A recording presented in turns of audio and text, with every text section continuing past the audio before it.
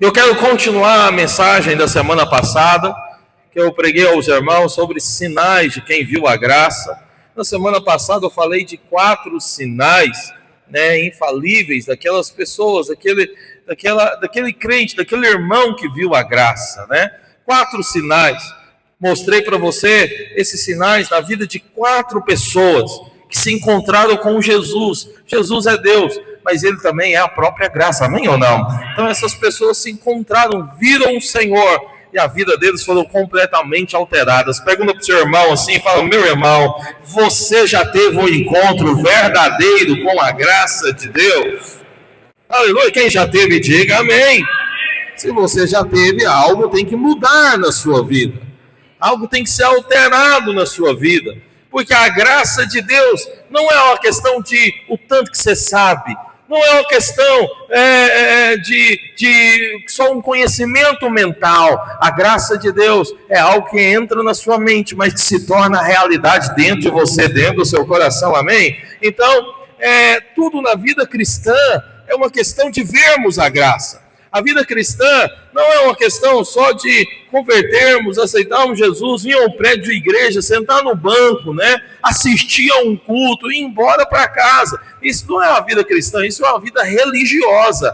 A vida cristã é uma vida de realidade, de experiências, amém ou não, irmão? E nós não estamos aqui para viver religião, nós estamos aqui para viver a realidade de Cristo Jesus. Amém mesmo? Você está aqui para isso ou não? Ou você está aqui só para viver uma religião? Só para sentar num banco, assistir uma pregação e ir embora para casa com a consciência tranquila, sem peso nenhum, porque fui ao prédio da igreja. Você está aqui para viver uma experiência em Cristo Jesus de verdade, real. Amém? Então, a graça é essa experiência. Nós ouvimos, nós recebemos, mas nós queremos o quê? Viver. Quanto mais você vê a graça, mais você é amado, mais você é perdoado, mais você é aceito. E se você tem revelação, conhecimento, se você tem um saber profundo nessas questões, vai ser também a demonstração que você de fato foi cheio dessa graça. Quanto mais você sabe disso, mais de maneira espontânea. Eu disse o quê mesmo, irmãos? De maneira o quê? Espontânea. Fala para o seu irmão, fala: meu irmão, quanto mais você é cheio da graça, mais de maneira espontânea. Alguém sabe o que é ser espontâneo?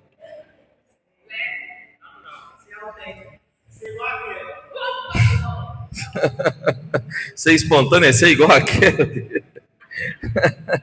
Quanto mais você é cheio disso, você é espontâneo em quê? Em ser íntegro. A integridade é uma espontaneidade que vem através do que, irmãos? Da graça. Eu sei que muita gente força para ser íntegro. E se você é alguém que se força, ou se esforça para viver a integridade, esse é um sinal que te falta ver a graça. Porque a graça, quando você encontra com ela, você não vai se esforçar para viver a integridade. O que vai acontecer? Vai ser espontâneo. Vai ser fácil, não precisa de força. Cutuca seu vizinho e fala para ele: não precisa de força. Não precisa de força. Para de se esforçar. Seja espontâneo, irmão. Estava no supermercado hoje, porque de maneira espontânea a minha amada mãe quis fazer muitas compras. Aí você sabe, levar menino não é fácil no supermercado. Alguém tem filho aqui? Levar menino não é fácil. E quando você leva 3? Porque ainda falta o quarto começar a andar. Então, não é fácil levar menino no supermercado.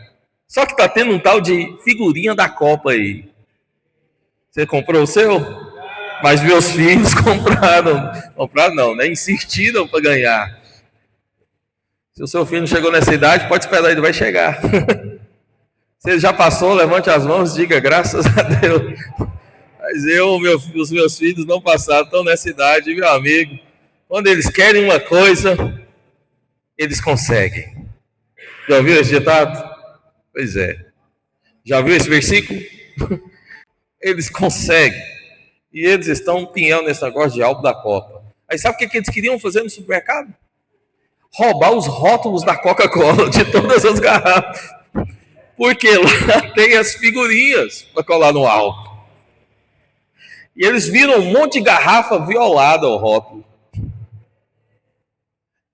Sim, tem um monte lá no supermercado que o rótulo está arrancado. E eles começaram a arrancar também. Eu falei, gente, vamos fazer isso não. Eles não passam, eles não, pai, mas alguém já roubou aqui, mas não vamos roubar. Nós não somos ladrão. Eu falei, vocês são ladrão? Eles não, então nós não vamos roubar. Apesar que roubam da gente, eu sei que roubam, principalmente essas figurinhas, isso é um roubo. Está roubando de mim meu dinheiro, que eu estou dando isso para você. Mas nós não vamos roubar. Nós não vamos roubar por quê? Um monte de gente roubou. E poderia tirar, estava fácil. Ver como que é o brasileiro. É fácil falar aqui no Brasil, não. Você sabe que essas coisas fora do Brasil é impensável, né? Mas aqui no Brasil o pessoal entra e arranca mesmo. Misericórdia. Não pode, gente. E eu disse para os meninos, nós não somos ladrão, nós não vamos roubar. E eles, pai, mas é só uma. Olha só uma. Mas por que nós não vamos roubar? Você precisa de roubar isso? Essa foi a frase que eu falei para eles. Gente, nós não precisamos fazer isso. Para quem viu a graça, ele não entra em certas coisas, não é porque está lá se esforçando para não fazer. Não é porque está lá se limitando para não fazer. Nós não fazemos simplesmente pelo fato de o quê? Não precisa. Não tem necessidade. Não tem necessidade de não viver integridade. Não viver integridade. Por quê? Não precisa viver o outro lado. Nós já recebemos da graça. Nós somos cheios dela, amém ou não? O que mais? Quem viu a graça, ele não se esforça para viver em santidade. Epa, aqui está um problema na vida da igreja. Porque em muitos locais, qualquer seja a mensagem para mim e para você, tem que viver em santidade, irmão. Tem que fazer alguma coisa para andar em santidade. Nós temos que viver em santidade, sim ou não? Mas não precisa ser uma forçação. Não precisa ser uma pegação de pé. Nós vamos viver a santidade de maneira o quê? Natural, automática. Simplesmente vivemos. Porque nós somos cheios do quê, irmãos? Da graça. Quem é cheio da graça, os frutos vão aparecer. Sem esforço. Homem de Deus, mulher de Deus tem que ser um homem ou uma mulher de Deus, o quê? Frutífero. Frutífero. Não, ninguém pode falar, né? Tem que ter frutos, irmãos. Você tem que ser uma pessoa que dê frutos, que frutifica. Você tem que ser um homem ou mulher que em Deus cresce, avança. E o sinal que você avançou e cresceu em Deus é os frutos, são os discípulos. Toca seu irmão, fala, cadê os seus discípulos? Está chegando? Estão por aqui? Está do meu lado? Aleluia. Tem que ter frutos. Frutos é sinal de quem viu a graça. Mas é um fruto sem o quê? Esforço. Eu me lembro quando eu era mais novo, comecei a liderar célula. Eu tinha um problema. Porque estava liderando adolescente. E não é fácil muito liderar adolescente. E esses meninos davam trabalho demais. E os meninos que eu liderava eram os meninos complicados. Era tão complicado que tinha um cara que pegava a garrafa de uísque, não sei que tipo de garrafa que ele pegava, sentava na praça do bairro e bebia até ficar tonto. Ele mais um outro cabeludo. Mas bebia, não é o cabeludo Richard, não, é o outro cabeludo. Mas bebia. Abrindo parênteses aqui. Nós temos guitarrista da pauleira, você já viu aí, né? E eu já falei para ele, bate a cabeça aí, irmão, solta o cabelo. Ele está se soltando, aleluia. Então, eu passei vergonha dele agora. Então os cabeludos ficavam lá na praça e enchiam a cara. E esse cabeludo fazia parte da célula de quem? Do irmão Celso. Pastor, esse povo era parte da célula? Infelizmente, Ou felizmente, porque tudo se converteu depois. Mas nessa época ainda não se convertiu, não, mas fazia parte da célula. Sabe quem era a minha primeira? Sabe qual foi a minha primeira célula? Minha primeira célula era o meu time de futebol, do terrão, de frente à minha casa. Jogava bola com eles todo dia, abriu uma célula em casa e eu levei todo mundo. Mas esse menino dava trabalho demais. Tinha um outro que ele chamava Freestone. Quem já ouviu esse nome por aí? Nunca na minha vida também. Não, o bicho era líder na torcida organizada, mas dava trabalho. Ele só me chamava de Celção ou de Cegonha. Eu tinha umas pernas grandes, corria mais do que eles. Era um povo difícil, sabe como... Tá gravando, né? Nem vou falar como que ele chegou chamando o pastor José Carlos lá no prédio da igreja, no dia de fazer encontro. Os meninos eram terríveis, mas ela fazia parte da minha célula. Era gente que estava junto conosco, mas não era fácil cuidar desses meninos. Porém,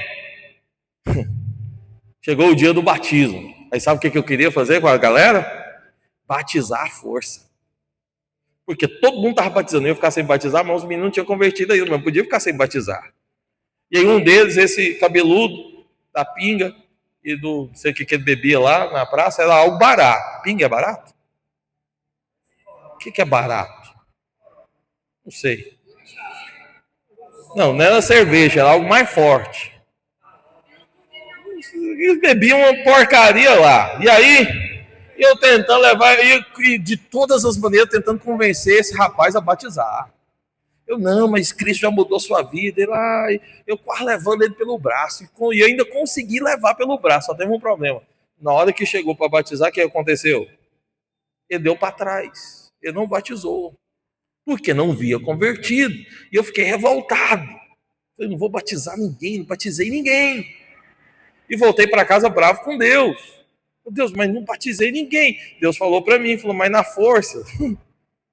Aí eu parei de querer forçar, porque eu queria forçar por todas as maneiras que esses meninos se convertessem.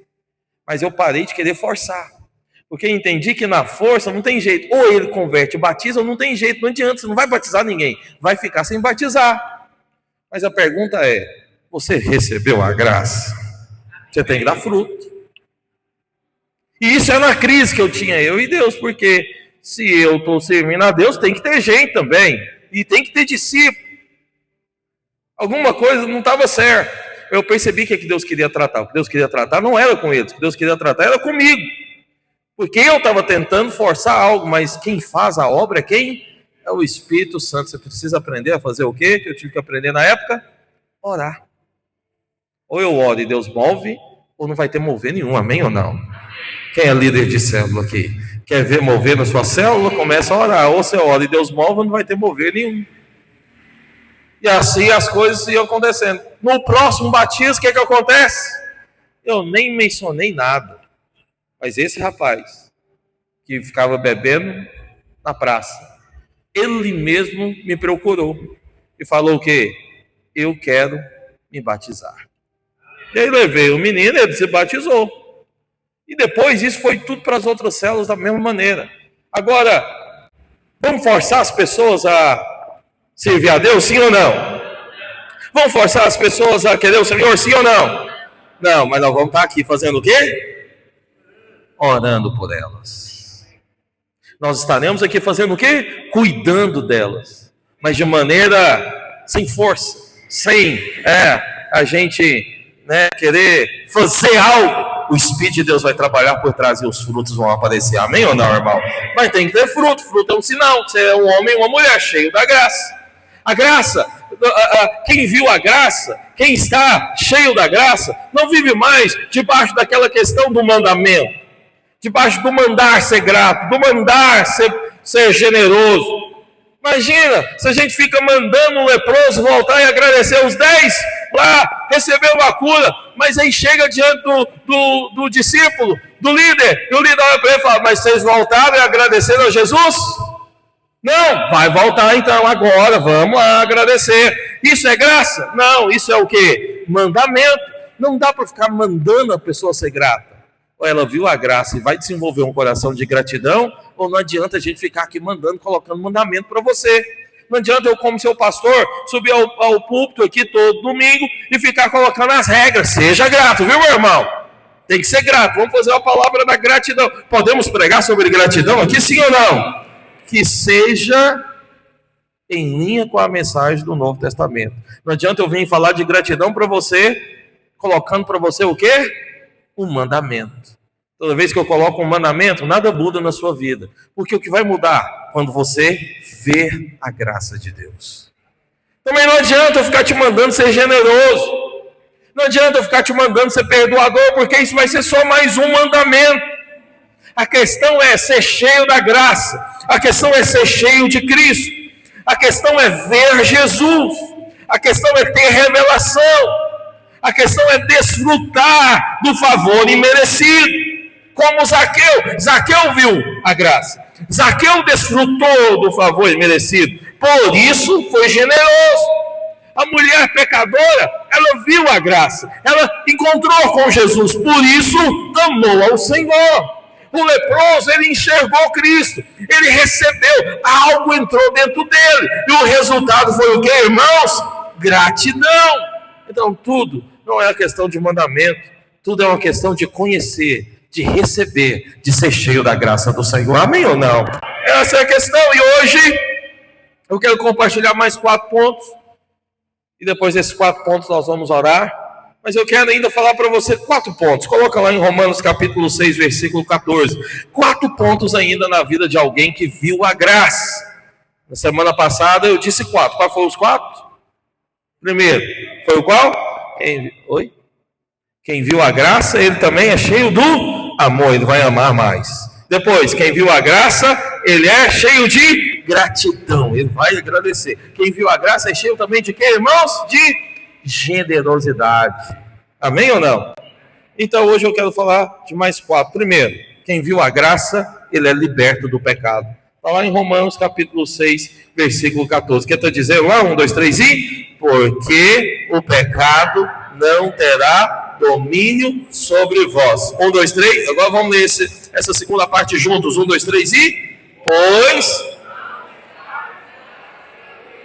E sim da graça. Fala do seu vizinho, fala, meu irmão, eu declaro na sua vida que o pecado não tem mais domínio sobre você, porque você não está debaixo da lei, você está debaixo da graça. Quem está debaixo da graça, levanta a mão e diga amém. Vivemos essa graça. A palavra de Deus diz então que aqueles que receberam a graça já não estão sobre o domínio do pecado. O que é estar sobre o domínio do pecado? O que é ser dominado pelo pecado? É você fazer algo sem conseguir sair. Alguém fala, pastor, mas eu tenho situações na minha vida que eu não consigo sair. É porque está te faltando uma graça. Quanto mais cheio da graça você é, mais livre do pecado você se torna. Quem é envolvido com o pecado é porque você pode perceber. É porque crente, né? Estou falando de crente, estou falando de ímpio não. Quem é muito envolvido com o pecado, ainda muito dominado pelo pecado, você pode perceber, ele vive debaixo da lei. Ele ainda é muito cheio de lei. E quanto mais cheio da lei ele é, maior será também a manifestação do pecado. Mas a palavra de Deus está dizendo o quê? Que quanto mais cheio da graça você é, menos o pecado terá domínio na sua vida. Amém?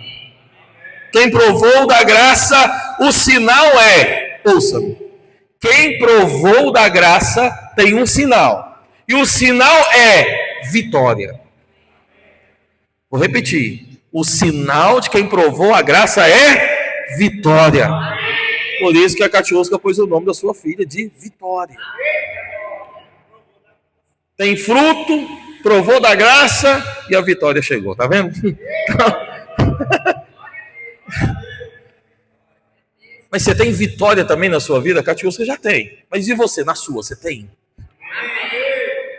Sinal de vitória, meu amigo, é sinal sim que você foi cheio da graça. Vitória onde? Sobre o pecado. Crente que tem vitória, ele vence o quê? O pecado. O que mais que o crente vence? Vocês estão aqui não? Vence o pecado. Vence o que mais? Tentação. O que mais? Você não vence nada, irmão? Está faltando ver a graça, hein? O medo. O que mais? O que mais? Vocês não chegaram. A palavra que eu quero. Vocês vencem o diabo também, gente. Ninguém aqui vence o diabo, não? Está descendo derrotado por ele? Sinal que você viu a graça, que você tem vitória. Vitória sobre o pecado, sobre o diabo, sobre o medo, sobre a condenação, a acusação. O que mais? Sobre as circunstâncias. Você é um homem, uma mulher vitorioso. Mas isso é para quê? É para todo crente?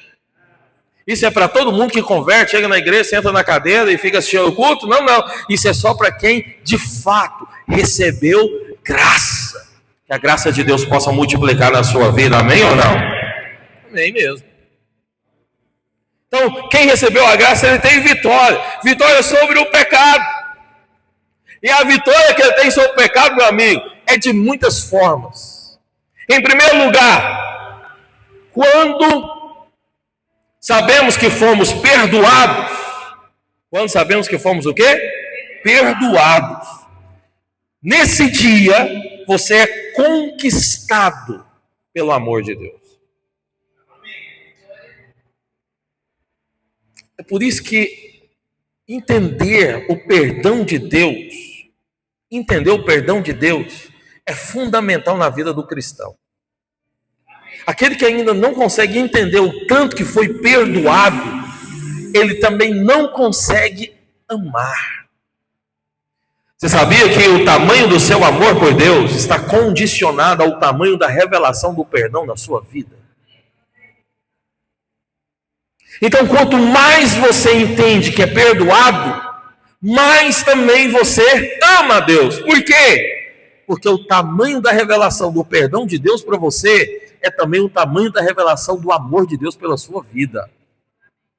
Quanto mais você entende que foi perdoado, a altura, o tamanho desse perdão, maior vai ser o entendimento também do amor de Deus pela sua vida. Quanto mais você entende que Deus ama você, mais você quer amar a Deus. Mais você quer viver com Deus. Mais você quer servir a Deus. Porque tem um monte de crente que não serve a Deus. Falta revelação do amor. Falta revelação do perdão. É assim ou não é? Porque lá no seu casamento, quanto mais para o marido, quanto mais sua esposa te ama, quanto mais a esposa ama você, dá demonstração de amor, o que o marido quer fazer com ela? Bater nela, sair de casa. Misericórdia, está amarrado em nome de Jesus. O que mais?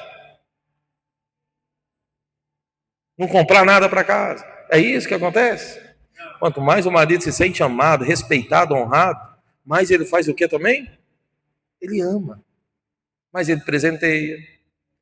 E o inverso, acontece também? Sim. Quanto mais o marido ama a mulher, o que você acha que vai acontecer com essa mulher? Ela vai arrancar os cabelos. Vai viver nervosa dentro de casa. É isso? Ela recebe o marido com um cabo de rodo na mão.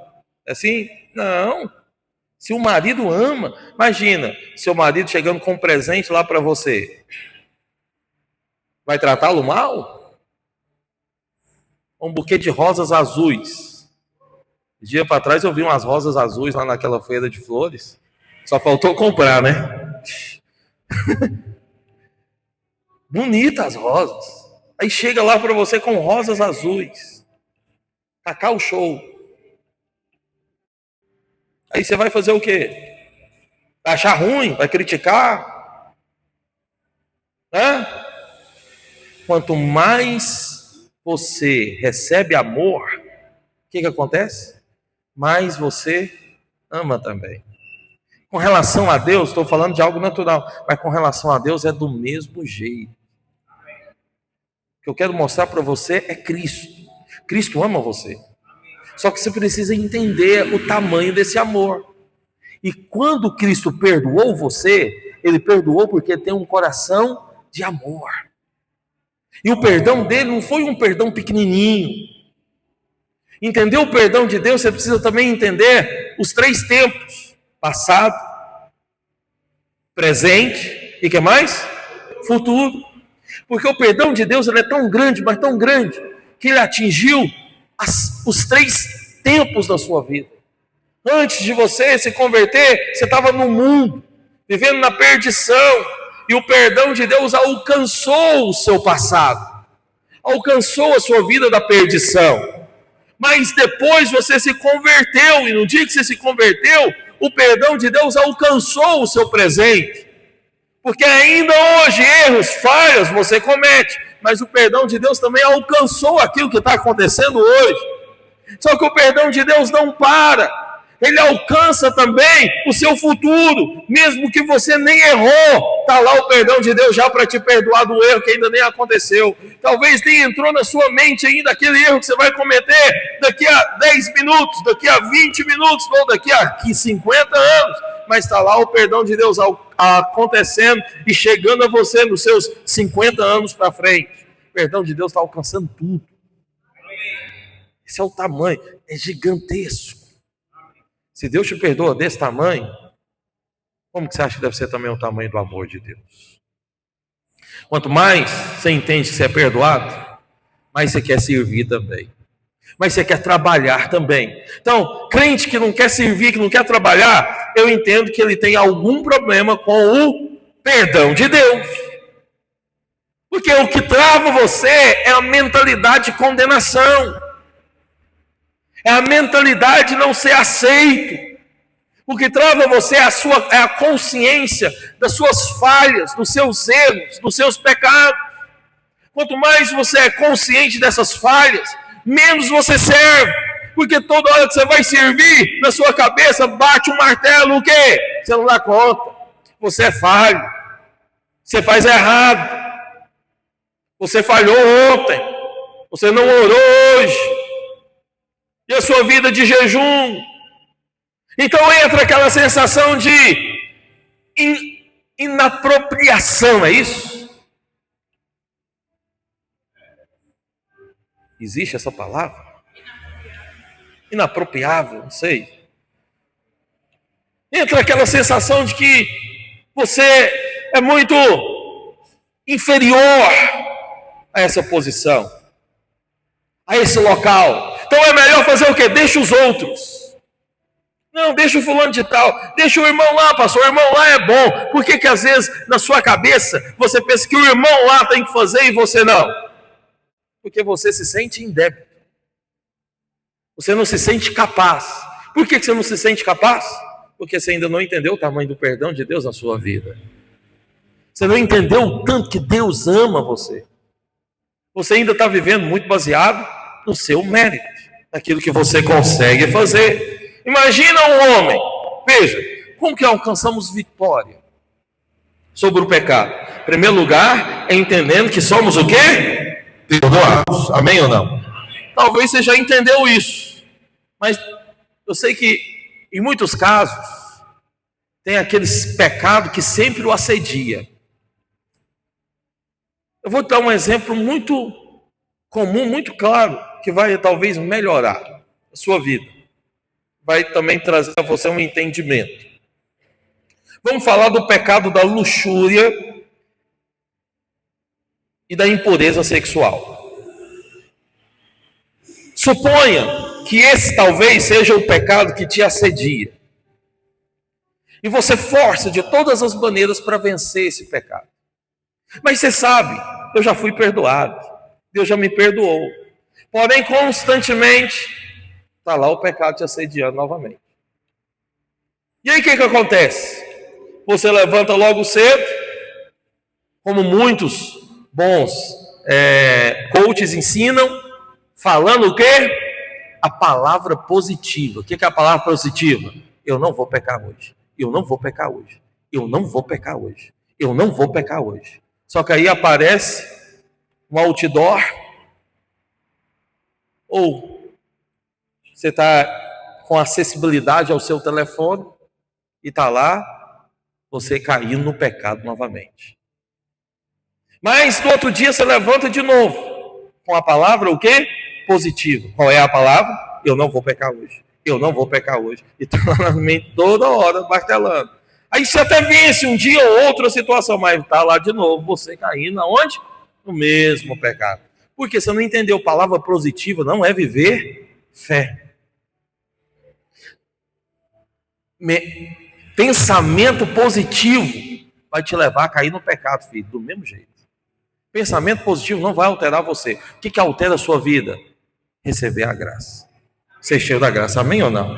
Quem é cheio da graça, entende a graça, o que é que ele faz? Ele levanta logo cedo. Ao invés de usar o pensamento positivo, ele usa a realidade da Bíblia. Qual é a realidade da Bíblia? Eu já fui justificado em Cristo. Eu sou santificado em Cristo. Senhor, eu não dou conta de vencer esse pecado. E se eu encontrar, provavelmente eu posso cair. Mas hoje eu estou te pedindo, me livra, me ajuda. Aí ele passa diante de um outdoor, está lá a mulher pelada. Ele olha para o auditor, isso aí, para os LEDs, para a banca de revista, fica até tentado, mas ele ora novamente e fala, Senhor, eu não consigo, eu não dou conta. Mas eu sei, eu sou justificado em Cristo, eu fui santificado em Cristo, eu já sou mais do que vencedor. Por isso eu te peço hoje, Senhor, me ajuda. Ele viu, fica tentado, mas vai embora. Esquece do assunto. Está em paz. Aí o outro dia vem, outra semana vem, mas vai vir um outro mês, vai vir um outro ano. Sabe o que vai acontecer com esse rapaz, com essa moça, com esse homem, com essa mulher, com esse crente? Ele vai esquecer o assunto. E quando ele menos perceber, sabe o que aconteceu? Ele alcançou vitória. Forçou alguma coisa? Ficou lá num pensamento positivo todo dia? Quanto mais você estiver consciente do pecado, mais você vai cair no pecado. Quanto mais você estiver consciente daquilo que Cristo já fez na sua vida, mais você vence o pecado. Amém ou não? Então o problema do pecado é a consciência da realidade de Cristo dentro de você. Glória a Deus, irmãos. Então, tem certas coisas que eu sei que não vai te assediar, mas tem outras que te assediam. Então tem gente que ele é muito assediado a ficar nervoso, irritado. Isso assedia ele. Então qualquer coisinha já o irrita. Qualquer coisinha já o tira do sério. Qualquer coisinha já o leva a falar de maneira áspera, grossa. Ele precisa fazer o quê? Orar. Não adianta ter um pensamento positivo. Não vou ficar nervoso hoje. Não vou ficar nervoso hoje. Aí alguém buzina para você no trânsito, meu amigo. Então uma coisa que me irrita é isso. E não adianta eu ficar orando. Não vou ficar nervoso hoje quando buzinar. Não vou ficar nervoso hoje. Não adianta. Contar um pecado para você. Para de filmar aí. Mas um dia fazendo aquela rotatória do quarto da criança, você sabe, tem um espaço para você passar o carro, né? Tem um espaço. Mas eu não fico parado lá esperando não ter carro nenhum para passar. Tem um espaço, eu acelero o carro e entro. É simples. O outro que está vindo, ele viu que você entrou, ele simplesmente dá uma reduzida e deixa sair. Isso chama o quê? Fluir o trânsito. Porque o trânsito tem que fluir. E aí, tem um espaço, eu entro. Teve um espaço, eu entrei. E o que veio atrás veio que nem um louco. Falei, meu Deus do céu. Bati. O que aconteceu? Isso já me subiu o sangue. E na hora eu falei, eu vou frear o carro, vou parar aqui no meio. Eu quero ver ele passar agora. Mas na hora ela veio de mim e falou, por que você vai fazer isso? Você é pastor, crente, filho de Deus. Eu quero saber, vamos embora, deixa esse negócio de lá, vamos embora. Acabou, irmão, que hoje eu já estou mais tranquilo. Então buzina, eu tô... Minha mãe está no carro e fala, vai buzinar, minha irmã, Celso, vai buzinar. Eu falei, não tem nada não, deixa eu buzinar. Já estou mais suave. Mas não adianta eu ficar todo dia, não vou ficar nervoso não, Por quê? Você vai ficar nervoso. O negócio não é esforçar para mudar. O negócio é encontrar com a graça de Deus. É confessar quem que você é em Deus. E automaticamente a mudança acontece na sua vida. Amém ou não? Por isso que eu te falo, não adianta se forçar para querer mudar ninguém. Ou é Deus que muda, ou nada muda. Não adianta você se forçar para se mudar, se esforçar para se mudar. Ou encontra com a graça e ela altera toda a sua vida, ou não vai ter mudança nenhuma, amém ou não? Por isso seja cheio da revelação dessa graça, amém? O que mais? Lá em Romanos capítulo 5, versículo 1, já estou quase encerrando, Romanos 5, 1, está dizendo o quê? Justificados, pois, mediante a fé. Temos o quê, irmãos? O que está dizendo aí? Que certeza, será que você tem paz com Deus mesmo? Será que você vive uma vida em paz com Deus? Ou será que você vive uma vida atribulada com Deus, nervosa com Deus, revoltada com Deus? Acontece qualquer situaçãozinha, está lá você revoltado com Deus. Acontece algo errado, está lá você revoltado com Deus. Acontece uma prova, está lá o irmão revoltado com Deus. Você está vivendo em paz.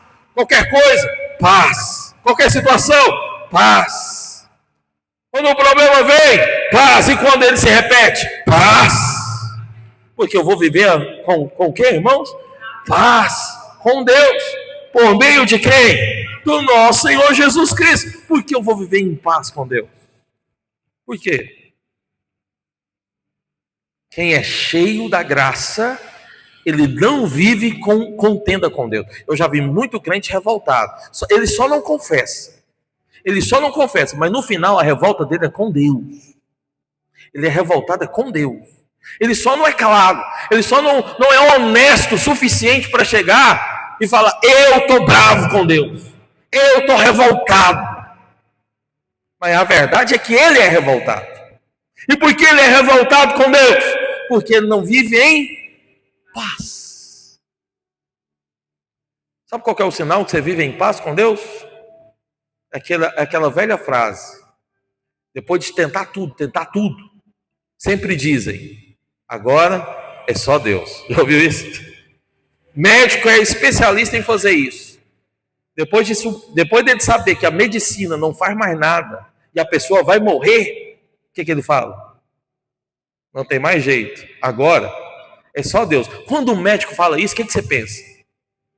Seja honesto. Seja honesto. Se o médico falou isso, o que você pensa? Morreu. Chama a família. É ou não é? Morreu, acabou. Não tem mais jeito. Mas por quê? Eu me lembro antigamente, certas situações que aconteciam às vezes na vida da igreja, os ribuliços. E alguém falava, agora é só Deus. E o outro já desesperava. Ou se alguém falar, na época, se alguém falasse, você tem que ficar tranquilo, porque a vontade de Deus vai se realizar. Aí pronto, aí desespero total. Porque falava que a vontade de Deus, parecia que a vontade de Deus era um espinheiro. Parecia que a vontade de Deus era um chicote. Na verdade, pregava isso mesmo. Pregava era o chicote santo, é a vara, né, da disciplina. E aí todo mundo ficava pensando o quê? Nossa, se for para fazer a vontade de Deus, vai sofrer. Se for para fazer a vontade de Deus, vai penar. Porque todo mundo pensa que Deus é o quê? Mal. O que nós cantamos aqui hoje? Deus, ele não só é Pai. Ele é um quê? Um bom Pai. Deus é um bom Pai. Amém ou não, irmão? Então fazer a vontade de Deus nunca é ruim. Fazer a vontade de Deus sempre é algo o quê? Bom. Mas tem gente que pensa o inverso. Por que pensa o inverso? Porque ele tem uma demanda com Deus. Tem gente que acha que Deus só abençoa o outro. E por isso ele tem uma demanda. A Bíblia está falando que você está em Cristo. Quem está em Cristo tem que viver como, irmão? Paz, viva em paz com quem? Com Deus. Se você está em paz com Deus, você sabe o quê? Que a bênção do Senhor sempre vai estar a seu favor. Se você está em paz com Deus, você sabe o quê? Em meio ao caos, Deus está do seu lado. Amém ou não? Mas se você está na consciência do pecado, o que gera na sua vida? Uma guerra. Porque na hora do problema, o que vai acontecer? Deus vai abençoar qualquer um, menos você. Por que Deus não vai te abençoar? Porque a sua consciência é o quê? Eu errei, eu falhei, como Deus pode me abençoar? Está vendo? Que uma coisa é ligada à outra.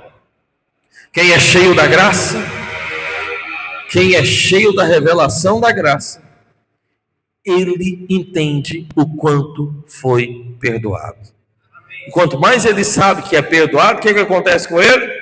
Ele também vai ser o quê? Livre, liberto do pecado, vai andar em santidade. Mas quem é cheio da graça, ele vai viver em paz com Deus. Quem anda na lei, ou seja, quem busca merecer a bênção de Deus, não tem fé para receber de Deus coisa alguma.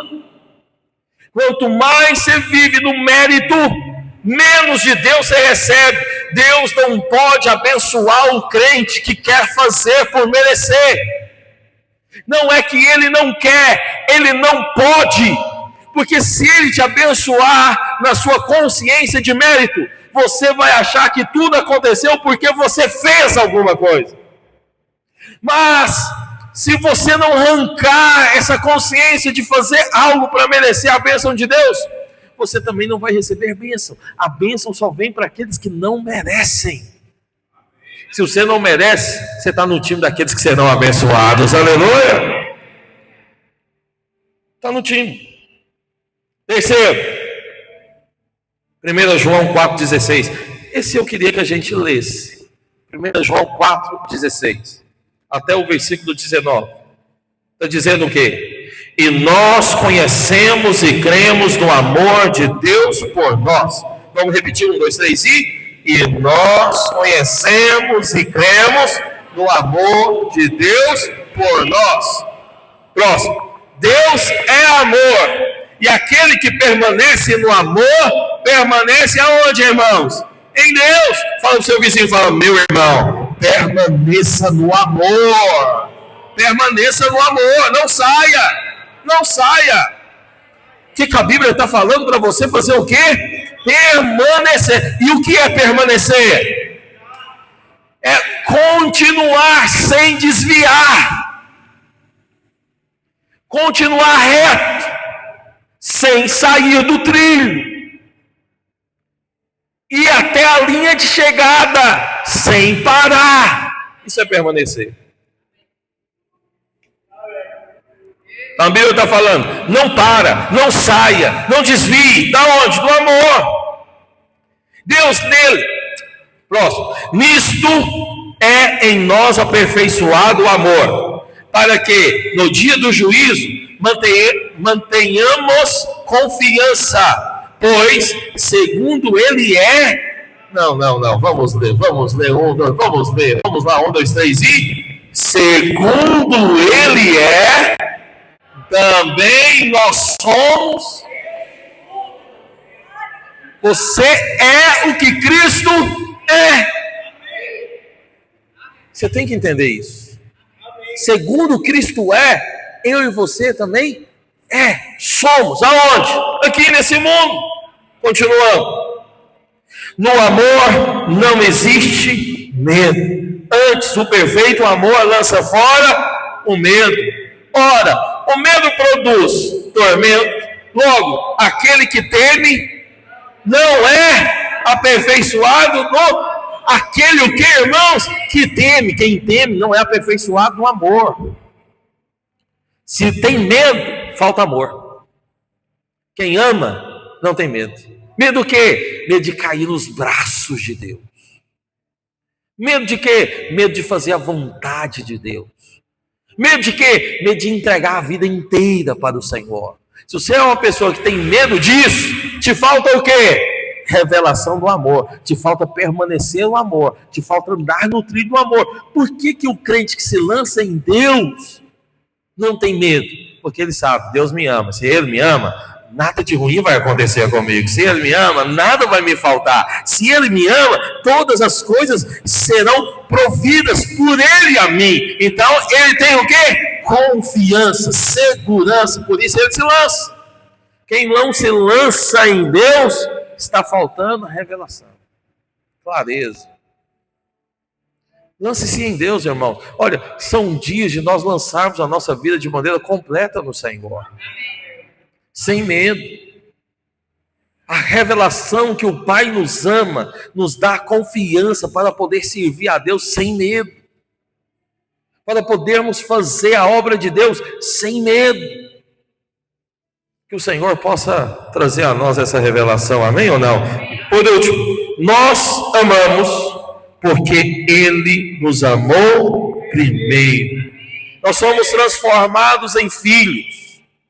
Filhos, cadê os irmãos? Pode subir aqui os irmãos do louvor. Nós somos transformados em filhos. Não apenas filhos, nós somos transformados em filhinhos. Podemos chamar Deus de paizinho. Podemos chamar Deus de Abba. Quem vive na lei não pode chamar Deus de Pai. Quem vive na lei sempre vai chamar Deus de outros nomes, menos de Pai. Pai é só para aqueles que reconhecem e vivem debaixo da graça. Porque Pai é a figura mais importante para nós como filhos. Porque uma vez que nós temos um Pai, e esse Pai é tão grande, esse Pai é desse tamanho, nós como filhos temos também o quê? Tudo. Você só pode ter tudo por causa do seu Pai. Isso é tão fundamental reconhecermos que temos hoje o quê, irmãos? Um Pai. E um Pai que faz o quê? Um Pai que é mau, um Pai que te abandonou, um Pai que deixou você na chapada, um Pai que saiu de casa e fugiu e deixou todo mundo sem nada. Esse é o Pai que nós temos? Não, nós temos um Pai que nos ama a ponto de dar tudo, nos ama a ponto de entregar todo o céu, nos ama a ponto de morrer em nosso lugar, nos ama ao ponto de ir ao inferno para que eu e você não fôssemos. Nós temos um Pai que nos ama de uma maneira gigantesca, grande. Se esse Pai nos ama, sim, nós deveríamos ter confiança para servi-lo. Porque esse amor é tão grande, mas tão grande, que não vai te deixar faltar nada que é pequeno. O que é pequeno? Todo o resto. O que você precisa para viver? É pequeno diante do amor de Deus. O que você precisa para comer? É pequeno diante do amor de Deus. O que você precisa para se locomover? É pequeno diante do amor de Deus. O que você precisa para o seu sustento aqui hoje, nessa cidade, nessa terra? É pequeno diante do amor de Deus. Se Deus te deu Cristo, Ele já te deu o quê? Tudo. Amém. E hoje então não te falta nada. Todo o resto é pequeno. Sabe de uma coisa, irmão? Deus ama você. Quanto mais você sabe que Deus ama você, menos medo você vai ter. Levanta logo cedo, com as mãos para o alto, falando o quê? Eu sou amado do Pai. Vai trabalhar, e antes de chegar na empresa, olha para o céu e fala, eu sei que eu sou amado. Tem amor de Deus na minha vida. Não importa o que vai acontecer no dia de hoje. Eu sei de uma coisa, o Pai me ama. Amém mesmo ou não? Não importa o que aconteça, o Pai ama você. Glória a Deus. Fique em pé no seu lugar. Para encerrar, quem é cheio da graça, ele também é cheio de humildade. Está lá em 1 Coríntios, capítulo 15, versículo 9. Porque eu sou, isso aqui é o apóstolo Paulo falando, porque eu sou o menor dos apóstolos, que mesmo não sou digno de